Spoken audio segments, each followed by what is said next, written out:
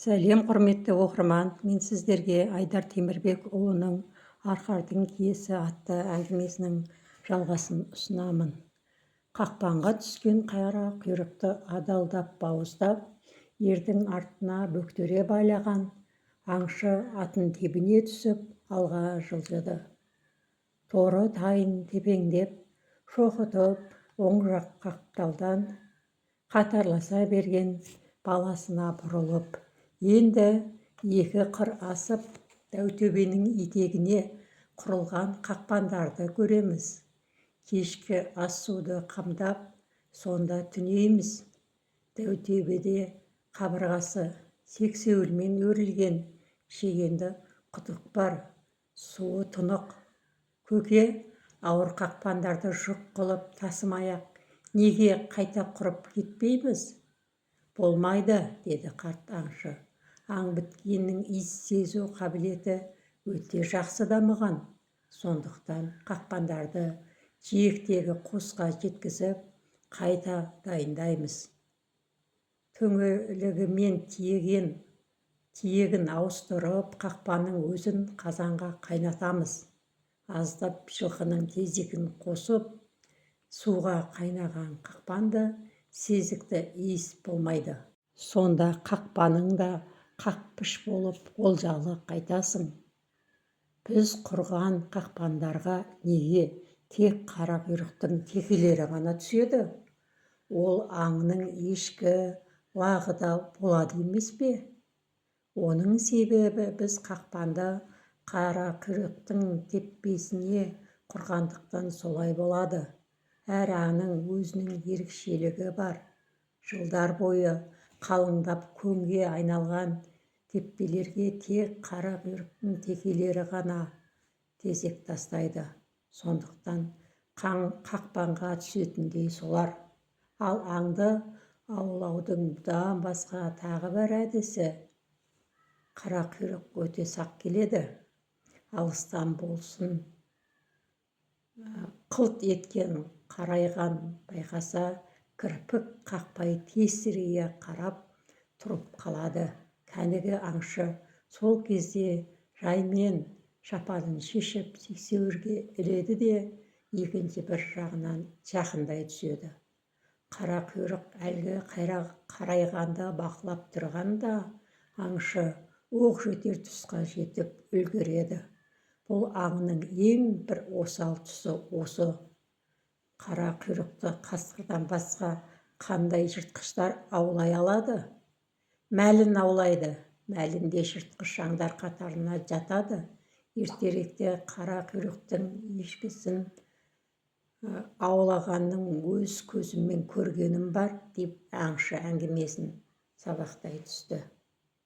Осы мойынқұм жалдарының біріне шығып айнала дүрбі салып тұрғанмын. Сексеуілдің басын шалған жайылып тұрған қара құйрықты байқадым. Сол-ақ екен, ал аңсыз тұрған аңға үлкен бір мәлін атылып барып мойнына орала кетті. Қара құйрық қашып та үлгермеді.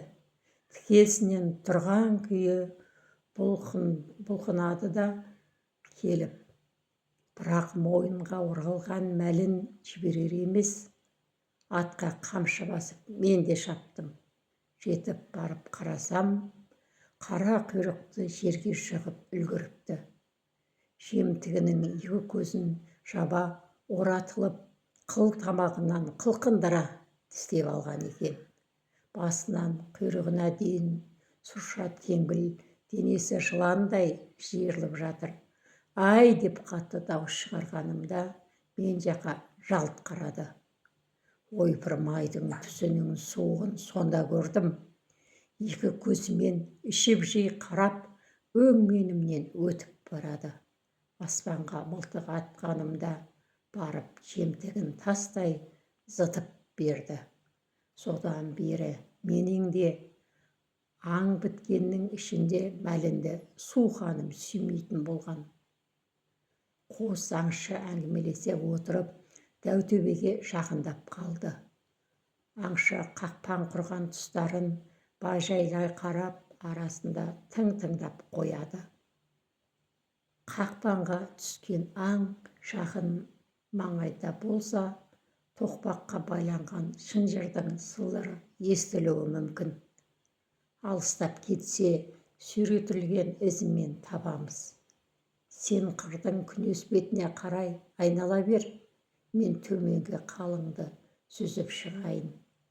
Қалың сексеуіл өскен құм төбені айнала жүрген бала жұмсақ құмға қазыла түскен тоқпақтың ізін байқады. Дереу аңшыға хабар беріп, екеуі із кесе бастады. Көп жүрмей-ақ қақпанда табылды. Бірақ шынжыр тоқпағы айыр сексеуілдің томарына орала жатқан қақпанда аң болмай шықты. Құм үстіне айнала жүрген адам іздері байқалады. Қақпанның қанды аузына қамшы тістелген. Бұл қалай деп таңдана сұрады бала. Қақпандағы аңды алып, орнына қамшы тістетіп кеткенін қалай деп таңдана сұрады бала. Қақпандағы аңды алып, орнына қамшы тістетіп кеткені қалай? Жол жоралғысы солай, деді аңшы асықпай атынан түсіп жатып. Бұл бір жолаушы жүрген адамның ісі болды. Қақпанға түскен аңды көрген соң алған болар. Жолаушы жүрген соң адам қолында барын қыстырады. Аңның ақысы ретінде бір затын тастап ырымын жасайды. Не болса да жөн білетін кісі екен. Қамшысы да жаман емес.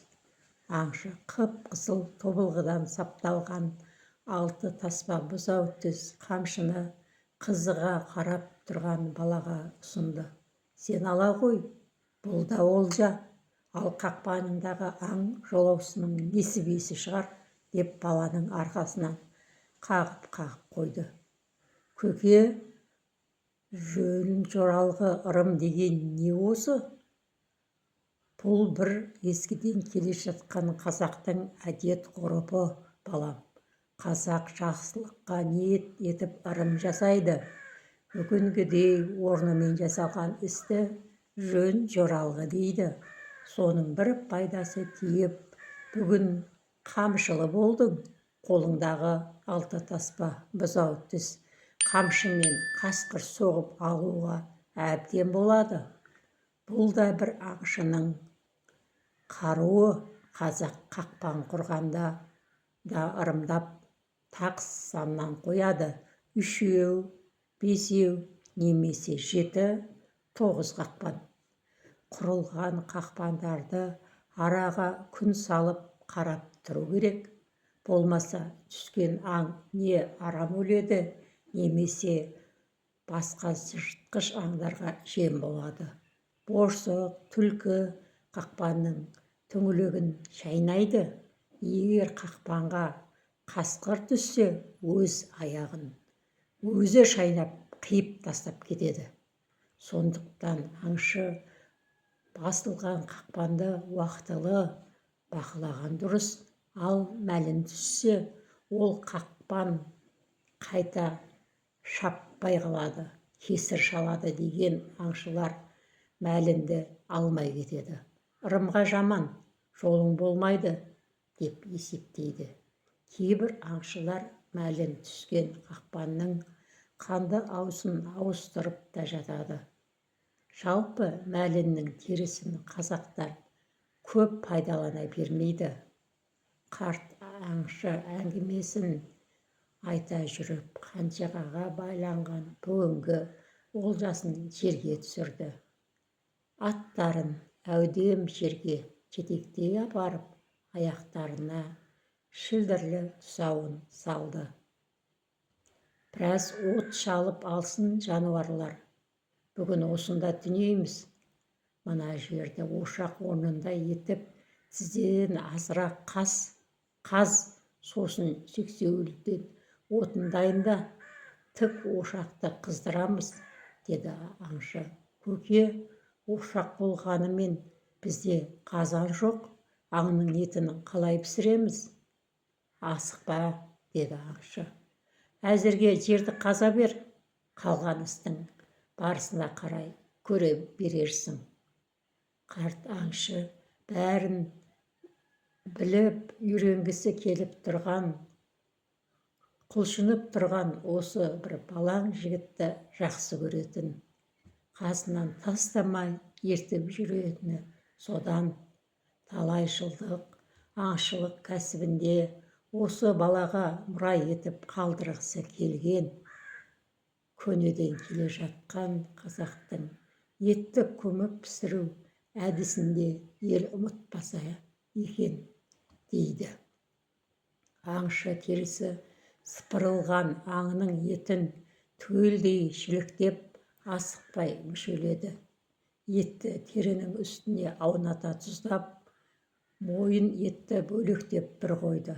Енді балаға шегенді құдықтан су алдырып, қарынның ішін сыртына айналдыра жақсылап жуды. Дайын болған қарынға үшеулеген етті жайғастыра сала бастады. Аңның етін қарынға түгелдей сыйғызып жіберді. Өкпе, бауыр, мойын етті қарынға қоспады. Құрметті оқырман, менің әңгімем сіздерге ұнаған болса, маған лайк басып, тіркеліп, қолдау білдірулеріңізді сұранамын. Тыңдағандарыңыз үшін көп рахмет.